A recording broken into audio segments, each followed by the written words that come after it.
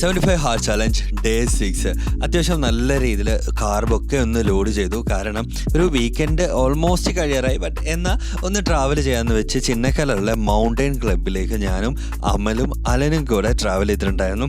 Normally വീക്കെൻഡ്സൊക്കെ അത്യാവശ്യം ഒന്ന് travel ചെയ്യും. ഈ ഒരു ഹിൽ സ്റ്റേഷൻ തന്നെയാണ് എപ്പോഴും പിടിക്കാറുള്ളത്. അത്യാവശ്യം ട്രക്കിങ്ങും കാര്യങ്ങളൊക്കെ നടക്കും.